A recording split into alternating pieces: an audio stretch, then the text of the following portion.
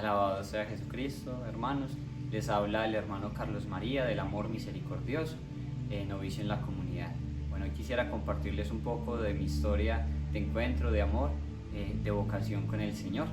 Y bueno, parte todo diciendo que yo nací en un pueblo que se llama Urrado, aunque por la violencia toda mi vida o la mayor parte de mi vida la viví en un pueblo que se llama Belalcázar, en el eje cafetero, por esa zona.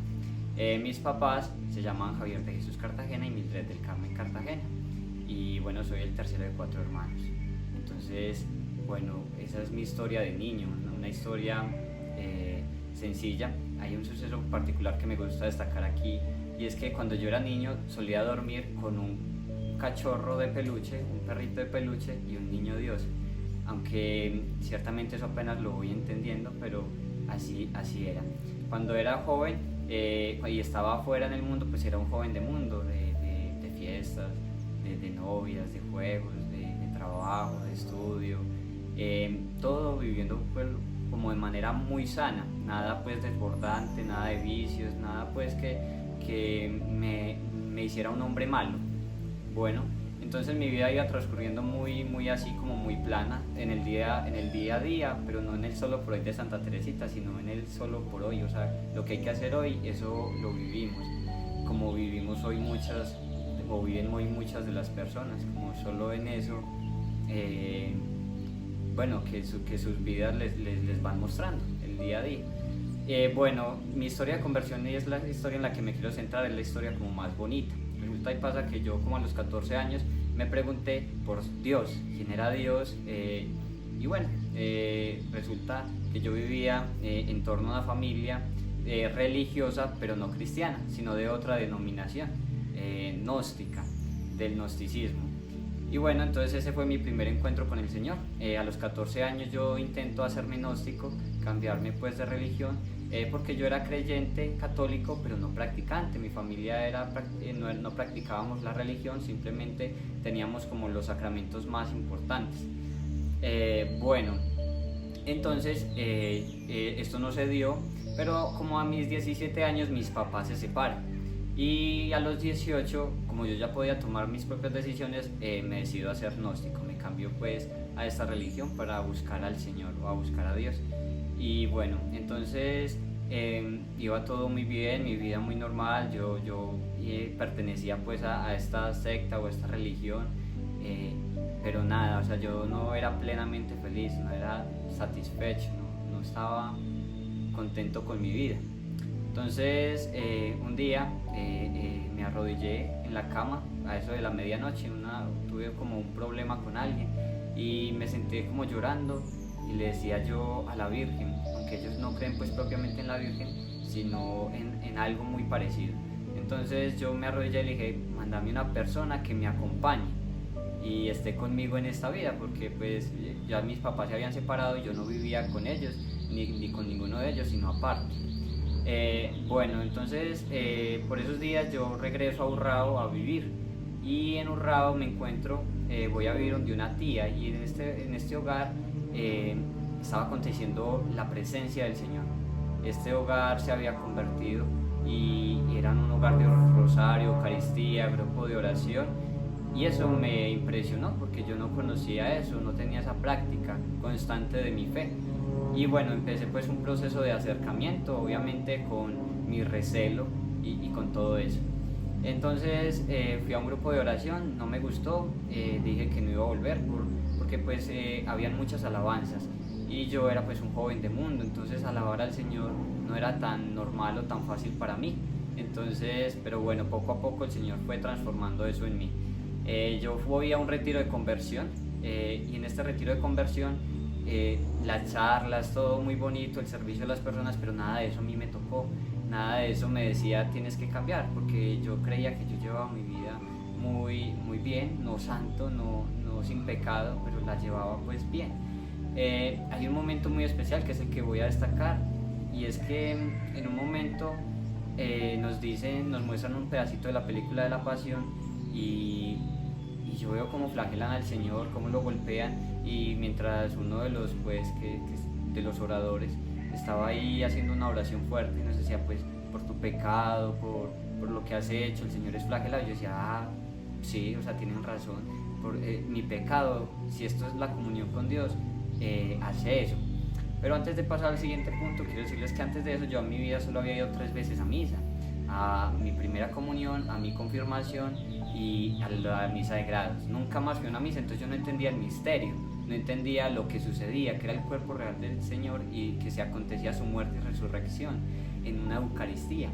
Entonces, después de que nos dicen y nos muestran cómo muere el Señor en la película, nos dicen pónganse de rodillas que ya viene el Señor. Entonces yo me pregunté, pero si está muerto, ¿cómo es que ya viene? Si está muerto, ¿cómo es que ya va a aparecer? Pero bueno, si es Dios Todopoderoso, porque era la imagen que yo tenía de Dios, un Dios fuerte y grande, Dios Todopoderoso, Dios lo podía hacer. Entonces, yo estaba arrodillado, orando, cuando pasa un sacerdote. Yo dije, pues yo sé que este señor es un sacerdote, pero no es Jesús. Y después lo expone a Jesús Eucaristía en una custodia. Entonces, o sea, mi conflicto no era que Dios se hiciera hombre, de que este hombre muriera y estuviera ahora vivo, sino que ahora era un pan. Pero aunque esto se me podía volver un conflicto muy grande, fue pura gracia, no fue así. Yo solo pensé, si este es el Dios Todopoderoso, el Dios grande y omnipotente que yo quiero conocer, qué Dios tan humilde, hacerse tan pequeño en ese pedacito de pan, además de que se hace para que yo lo consuma y estar dentro de mí, acompañarme. Entonces ahí se dio una conversión muy fuerte, o toda mi conversión nació a partir de ahí, en un sagrario, en una Eucaristía, en Jesús Eucaristía. Bueno, pasando pues como a otro siguiente. Entonces yo después de eso, pues yo era un joven, pero entonces el Señor me llamó, o sea, el Señor me enamoró de Él. Yo empecé a enamorarme del sagrario, de la vida de oración, del silencio.